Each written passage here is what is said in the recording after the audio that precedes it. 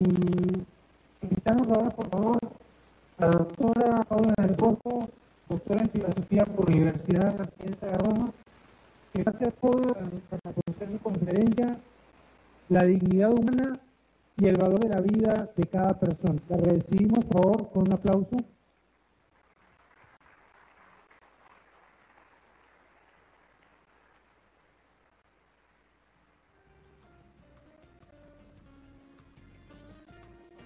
Lo primero es que bajar el micrófono a mi altura. Bueno, buenas noches a todos. Gracias por esta invitación. Antes que todo quiero dedicar lo próximo que voy a decir a mi hija la última, novena, que hoy cumple 20 años y que me dio el permiso de venir aquí y dejarle el día de su cumpleaños, pero le prometí que iba a hablar de ella, así que ahí va, para Magdalena.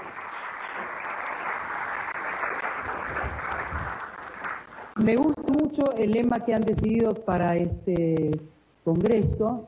Yo creo que realmente el aprecio de la vida viene de disponernos a entender que se trata de una abundancia de la creación. Dios nos ha bendecido a mi marido y a mí con 9 hijos. Soy italiana, si hubiera vivido en Italia probablemente no los hubiera tenido, imagino, porque la presión de la cultura es muy importante, pero me casé con un argentino, tuve la audacia de irme a vivir a la Argentina y gracias a eso pudimos tener una gran familia. Los dos hemos estudiado filosofía.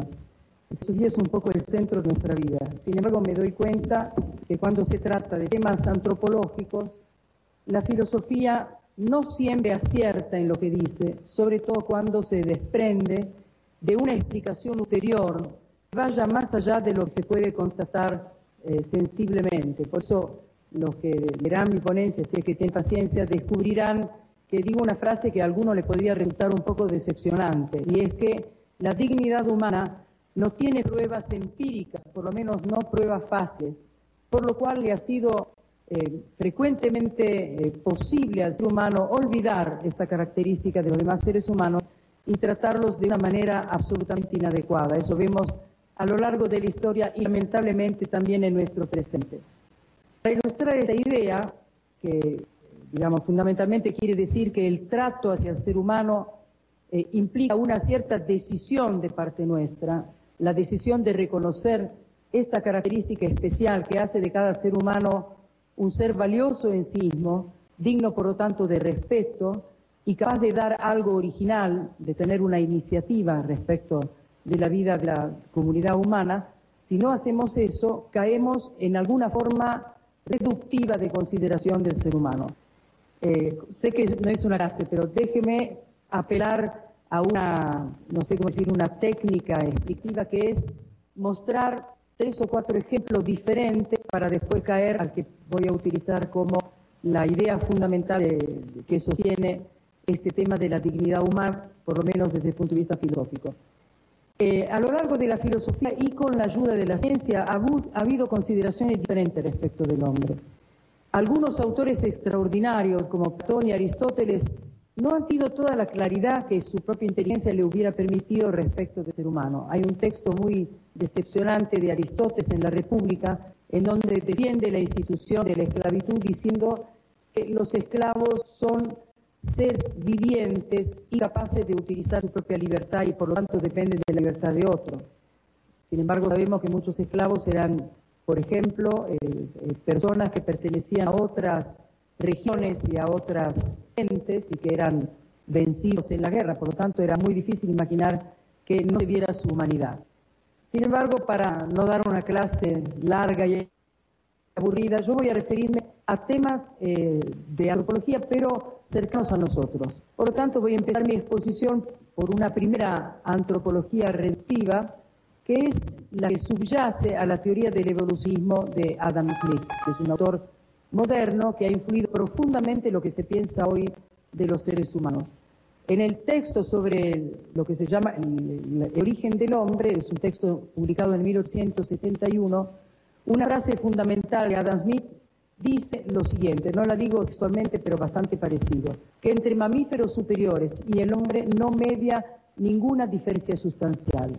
Por lo tanto, la teoría de Adam Smith imagina que hay un proceso evolutivo a través de las distintas formas vivientes que lleva alcanzar cierto grado de complejidad en el hombre, pero que no representa un punto de llegada o algún tipo de excelencia o de particular consideración respecto del hombre, sino probablemente dentro de esta teoría científica seríamos nosotros simplemente un estadio, quizás para, digamos, ser superado por formas de mayor complejidad más adelante. Con eso se resta, claramente, no sé si era la intención de Adam Smith, pero su teoría permite, se resta al ser humano este carácter especial, con un ser viviente dotado también de otra característica, como por ejemplo su libertad, su pensamiento, su capacidad artística, que hace sospechar, como le hizo sospechar a muchos autores, que además de este cuerpo material visible y dotado de vida, quizás poseemos también un principio espiritual. Hay otra forma de reduccionismo más cercana a nosotros y por esa misma razón más dañina, porque se infiltra en lo que son las consideraciones y las prácticas, tanto médicas como políticas de nuestras sociedades, afirma que, esto lo dice Michael Gazzaniga, que es un neurólogo norteamericano, que algunos embriones han sido producidos para que se transformen en personas, pero otros no. Por lo tanto, es la decisión de los seres humanos respecto de los embriones lo que les otorga graciosamente el carácter de persona o no. Esto, desde el punto de vista filosófico, es algo profundamente erróneo, porque una entidad no puede modificarse por las intenciones de las personas, sino que o tiene una característica o no tiene, pero Gazzaniga lo dice sencillamente, dejando entender que ciertos embriones producidos en laboratorio sin la intención que se transformaran en nuestros hijos, pueden ser utilizados para estudios científicos o bien para recabar de ellos estas llamadas células terminales que se supone que son el futuro de la medicina. También esta es una forma de reduccionismo y una forma también de prepotencia de los seres humanos desarrollados respecto de aquellos que no han alcanzado el pleno desarrollo. Y habría que pensarlo quizás en términos de un racismo, una especie de imposición del adulto respecto del pequeño, en este caso en su fase embrionaria. Otra postura tan reduccionista que no quiere poner ninguna diferencia entre la materia y la materia viviente, y por lo tanto menos todavía con el ser humano, es la que presenta Jacques Monod. Es un científico francés que ya murió en 1966, pero en 1965 fue galardonado con el Premio Nobel por la medicina junto con otros dos médicos, medicina y fisiología, por un estudio muy específico sobre cómo se desarrollan ciertos filamentos proteicos, y él proporciona una explicación para evitar explicar el comienzo de la vida o el comienzo de la materia, inclusive por alguna causa que le sea externa. Jacques Monod, en el 73, escribe un texto que él llama Filosofía de la Naturaleza, que se llama El caso y la necesidad, en donde explica y absorbe todo surgimiento de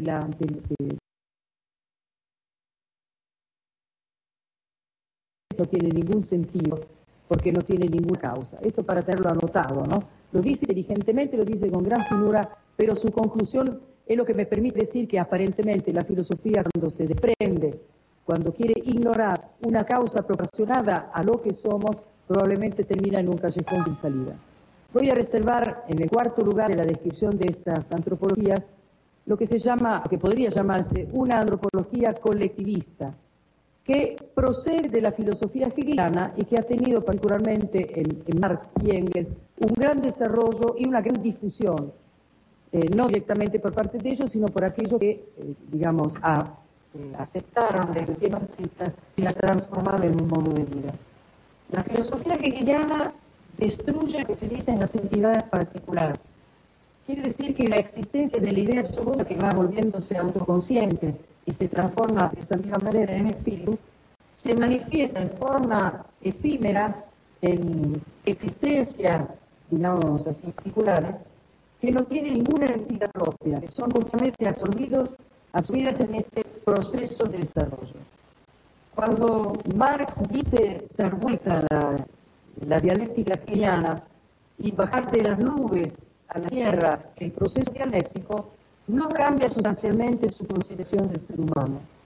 Por lo tanto, dentro de la antropología colectivista, de la cual es digamos, promotor, imagina que, o afirma que lo único real es la totalidad de la humanidad, y no cada individuo. Cada individuo es definido simplemente como un nexo de relaciones sociales. Por lo tanto, se sostiene solamente apoyándose en estas relaciones sociales. En la medida que uno extrae de la totalidad al individuo, este individuo pierde totalmente consistencia. Bueno, dicho así, para muchos de ustedes, afirmaciones filosóficas darían la impresión de que no modifica nada en la realidad. Pero si ustedes piensan que en un momento hubo la mitad de la población mundial regida por un tipo de política que abrevaba en este tipo de antropología, seguramente se van a dar cuenta que las ideas filosóficas tienen un impacto tremendo sobre la vida de las personas.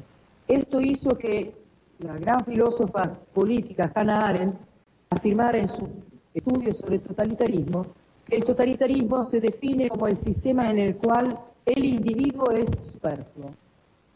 Creo que es una sintética y profunda expresión que nos hace entender por qué una idea antropológica produce modificaciones sustanciales en el modo de constituir una comunidad humana. Y por tanto, en este caso, defiende la filosofía diciendo que hay que tener en cuenta, se trata de algo serio, hay que tomar con seriedad, porque no es lo mismo hablar de los seres humanos como de una totalidad o como de personas. Y finalmente vengo al cuarto punto, así que le dije, 4 formas de reduccionismos: el evolucionismo, perdón, me falta una más que ya la voy a incluir en estas, el reduccionismo extremo de Jacques Monod, y como alternativa de esas, me olvidé de añadirles el pensamiento de Peter Singer y de Tristram Egelhart, que dicen que, dado que el ser humano está caracterizado por la conciencia de sí y por la posibilidad de ver lo que le va a suceder, sería injusto experimentar con los animales, que también pueden tener sensación de dolor e imaginarse lo que le va a suceder, y sería mejor experimentar los nuevos fármacos y las nuevas técnicas quirúrgicas con personas en coma o con parálisis cerebral profunda, que pierden la conciencia, no tienen conciencia de sí y no pueden ver el sufrimiento, digamos, la incomodidad que le va a suceder. ¿Qué ha sucedido a estos 2 autores? Están aplicando un criterio reduccionista que hace del ser humano simplemente un ser viviente como los demás, con ninguna diferencia específica, y por lo tanto rechazan lo que se llama especismo, como una especie de favoritismo hacia el ser humano. Con eso tenemos de nuevo una drástica reducción del estatus metafísico del ser humano. Así que ahí van 5 antropologías insuficientes para sostener la dignidad humana. Quiero hacer una pequeña paréntesis. No está dicho que los autores tuvieran esa intención, pero las ideas que ellos promueven directamente impactan sobre la imposibilidad de reconocer en los seres humanos su carácter de personas dignas y por lo tanto valiosas en sí mismas, sea cual fuere la condición de vida. Sean personas que todavía no han nacido, pero ya existen y se están formando, sean personas que ya han nacido, están terminando su ciclo vital y padecen las enfermedades o en todo caso las incomodidades de la vejez, sean personas con patología que les impiden vivir una vida plena y sin embargo siguen siendo personas. Venimos entonces a la antropología que puede sostener este punto de vista. Se llama personalismo y alude por lo tanto a una consistencia individual firme, metafísicamente sostenida. Existimos como seres individuales sin negar el carácter social de nuestra existencia. Hablar de persona es hablar simultáneamente de un ser individual con vocación social, un ser individual que no puede vivir sino conectado con las otras personas, que no puede existir plenamente si no es amado en primer término, si no es capaz de amar, si no se comunica, si no convive de una manera plena con las demás personas. A lo largo de la historia de la filosofía ha habido muchos pensadores personalistas, muchos de ellos influidos por la tradición judeo-cristiana. En particular voy a mencionar a San Agustín de Hipona. Podríamos decir que es un proto-existencialista, es un autor que vivió en el siglo V de la era cristiana, y que empezó a dar vuelta a la filosofía. La filosofía empieza desde adentro de la persona, y con eso afirma profundamente esta existencia personal. El ser personal presentado como aquel que se hace las preguntas más profundas, que se pregunta por su propia existencia, que se pregunta por el significado mismo de su temporalidad, de un ser humano que entiende su potencial de grandeza, pero al mismo tiempo percibe también su fragilidad y las tinieblas que están presentes en su corazón. Un ser humano que tiene en su alma escrita el sello de la eternidad en la forma de la memoria de sí mismo que constituye su propia identidad, en la forma de inteligencia y finalmente en la forma del amor. Una descripción antropológica muy rica que dará a los autores contemporáneos muchos elementos para hacer desarrollo. Así que un grande que existe que anticipa los tiempos en el siglo V, así que a terminar el periodo clásico y antes todavía del periodo de la Edad Media. Por supuesto, en el periodo de la Edad Media tengo que mencionar a Santo Tomás de Aquino, que ha hecho de la herencia cristiana el estímulo para su filosofía. Ha desarrollado una filosofía enorme con una inteligencia extraordinaria, siendo capaz de dar respuesta a preguntas muy sutiles y muy agudas sobre cuestiones concretas. Es una lástima que hoy día se haya dejado de lado el pensamiento de Santo Tomás de Aquino, que capaz en cambio de una enorme fecundidad. Para acercarme ya a los tiempos contemporáneos, Gracias. Voy a mencionar algunos autores de la época moderna, no contemporáneos, como por ejemplo Blaise Pascal, un francés filósofo y en cierto sentido poeta, que a la manera de San Agustín, inspirándose en San Agustín, descubre en el ser humano también estas características contradictorias, podríamos decir, por un lado la capacidad de su grandeza y al mismo tiempo su gran fragilidad. Y al fondo del misterio humano descubre sin duda la presencia de Dios, otro personalista que apela a esta condición de criatura divina formada de una manera especial por el Señor a su imagen y semejanza para sostener el carácter específico del ser humano. A partir del siglo XX hay un enorme desarrollo del personalismo, inclusive, digamos, en filósofos, algunos inspirados en el cristianismo, otros, en cambio, inspirados en la tradición judía, como por ejemplo Martin Buber o Emmanuel Levinas, que vivió también en este siglo, y de los filósofos de inspiración católica. Me parece muy interesante mencionar a Gabriel Marcel, que es un gran personalista y un existencialista fino, que ha interpretado los términos de la filosofía para actualizar el lenguaje y hacerlo comprensible a nuestros tiempos. Ha habido algunos personalistas individualistas que por esa razón y por el hecho de ser agnósticos no han podido sostener la especificidad del ser humano, como por ejemplo Albert Camus. Bueno, él es un caso particular, particularmente Jean-Paul Sartre y Simone de Beauvoir.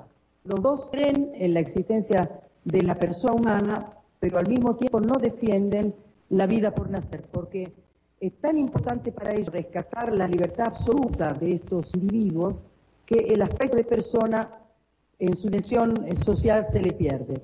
Creo que, por honor a la verdad, tengo que decir que Jean-Paul Sartre hay un segundo periodo de posguerra, después de la Segunda Guerra Mundial, en donde aumenta esta dimensión social hasta alcanzar, digamos, un nivel notable con el término del compromiso. La persona humana es libre, pero se desarrolla a través del compromiso.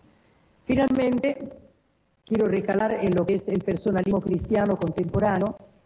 Seguramente tengo que mencionar a Juan Pablo II, que inspirado en la filosofía fenomenológica, pero de la vertiente creacionista, reconoce en el ser humano su originalidad, reconoce en el ser humano su capacidad de darse a los demás como forma de plenitud de su ser persona, y reconoce en el ser humano también la capacidad de incidir en la historia, de tomar protagonismo en la historia. Lo ha hecho de manera magnífica.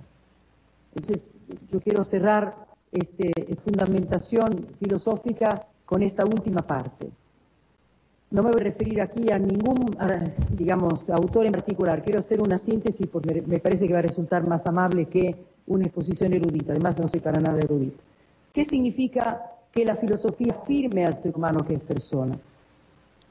Significa, en primer lugar, que le reconoce una entidad metafísica. El ser humano existe en forma autónoma, es decir, es una verdadera existencia. pero al mismo tiempo decir que persona significa que le conoce esa individualidad, pero también con la dimensión social. Nosotros, ninguno de nosotros, miren, lo puedo mirar en forma colectiva, el 100% de nosotros hemos llegado a adultez porque alguien se hizo cargo de nosotros. Hemos existido como seres sociales antes de ser conscientes de eso. Por eso ha sido posible para nosotros madurar. Quiere decir que la dimensión personal y ese afecto social nos constituye. Ninguno de nosotros tiene esa autonomía individual que nos hubiera permitido llegar al momento en que estamos hoy sin pasar por el cuidado amoroso de otras personas. Y eso ya, digamos, es una demostración empírica de esta dimensión. También es una demostración empírica de que la persona tiene una vocación social, el hecho de que nuestra propia identidad dependa del reconocimiento de otros. Nosotros no sabemos quién somos, sino es el interjuego con las demás personas. Yo recuerdo cuando era chica que escuchaba a mi padre y a mi madre hablar de mí a otros para entender quién era. Porque uno no sabe muy bien quién es, pero se siente descrita por el papá y por la mamá y empieza a reconocerse ciertos rasgos, ¿no? Efectivamente, la propia identidad, la propia autoestima, la captación de las propias capacidades depende de los demás, no es una operación autónoma. Esto se lo digo particularmente a padres y madres y educadores, porque son los catalizadores de estos aspectos en las personas que han sido entregadas a su cuidado. El ser humano es un individuo con dimensión social y se realiza solamente en esa dimensión social. Otro aspecto importantísimo es que ser persona significa vivir la vida de una manera original. Y eso no es simplemente algo que sucede, sino algo que tenemos que elegir. Uno deja ser persona de costado cuando simplemente se homogeniza con la corriente principal de la cultura, sin preguntarse si lo que está viviendo, lo que está diciendo, lo que está pensando, lo que está valorando y lo que está dejando de valorar es lo que realmente debe ser valorado, pensado, dicho y hecho. Aquellos individuos humanos que renuncien a pensar en forma personal cuál es su posición frente a la cultura dominante, están quitándole peso a su ser persona. Tenemos ahí los poderosos medios de comunicación, parece tener como intención simplemente esto, homogenizar nuestro modo de pensar, sentir, valorar y actuar, quitándonos lo más valioso que es justamente nuestra originalidad. Me va a servir para hablar de la originalidad una vez más el concepto expresado por Hannah Arendt, una autora judía muy respetuosa de lo cristiano, tanto que su tesis doctoral fue sobre el tema del amor en San Agustín, que afirma, inspirada por San Agustín, que la comunidad humana surge sobre la base de unas características de las personas. Primero, la libertad, de la cual somos portadores cada uno. Y segundo, la pluralidad, el hecho de que esta libertad tiene que ser usada entre otros, son distintos a nosotros. Y añade además una tercera característica, esta sí directamente extraída del pensamiento de San Agustín, y es que las personas en su existencia son capaces de hacer uso de una iniciativa, lo cual nos devuelve plenamente el protagonismo. Es verdad, somos 7.000 millones de personas que vivimos simultáneamente en este planeta, eso es verdad, pero cada una tiene libertad dentro de esta pluralidad y está dotada de la capacidad de iniciativa. No es posible dejarlo vivir sin intervenir. No son plenamente personas si no hacemos algo con nuestra libertad.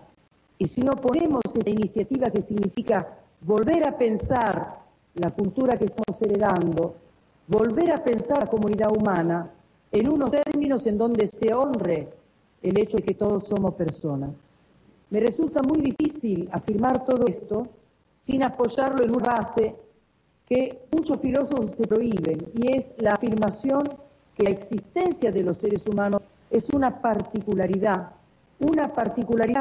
expresamente querida por un creador. Solamente cuando nos entendemos, nos comprendemos a nosotros mismos como estos seres dotados de libertad, destinados al don de nosotros mismos para convivir con los otros y a usar esta iniciativa de la que también hemos sido dotados. Si entendemos que somos imagen y semejanza de Dios, aún aun cuando con esto me aleje del fundamento filosófico, solamente ahí, solamente cuando lo reconocemos, podemos dar fruto a ser sumamente fecunda toda esta gracia que nos ha sido dada con la existencia.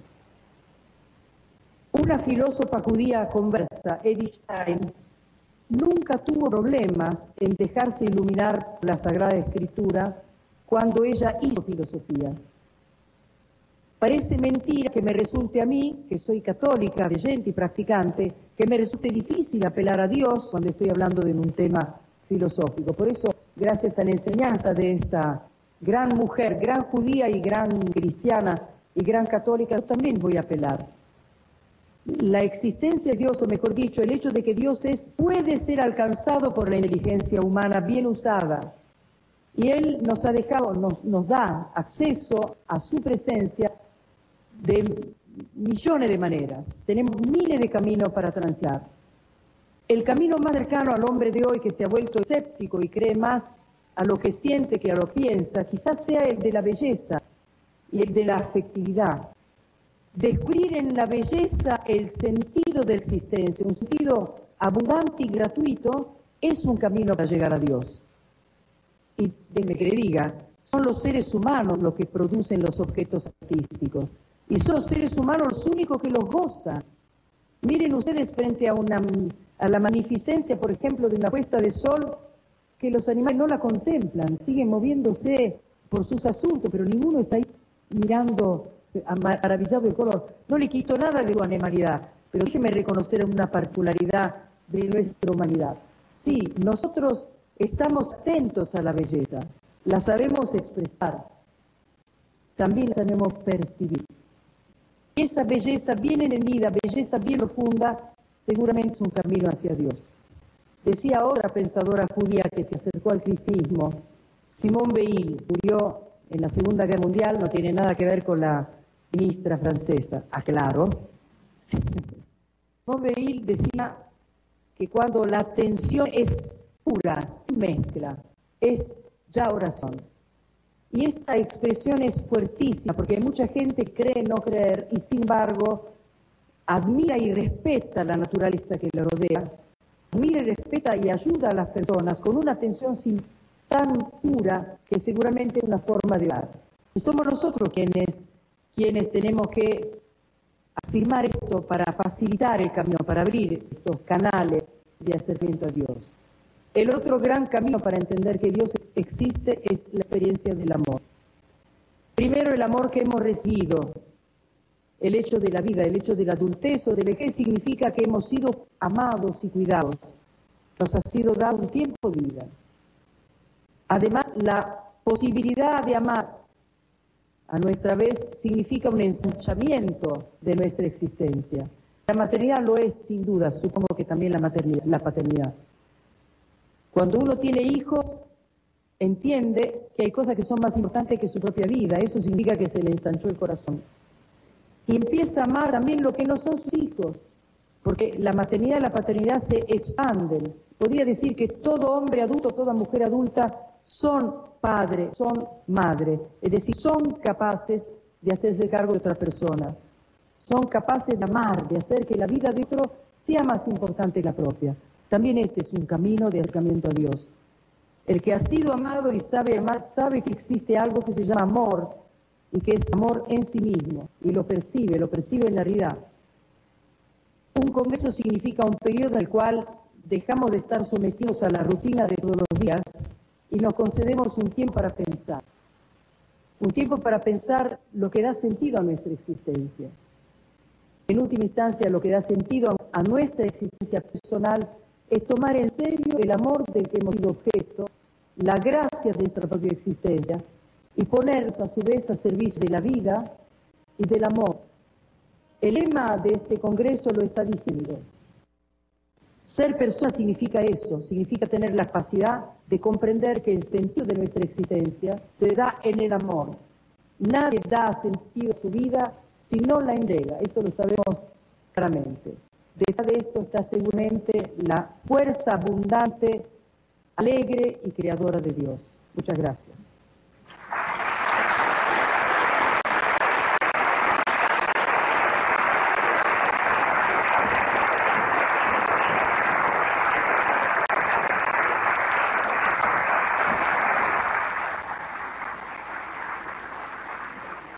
Impresionante.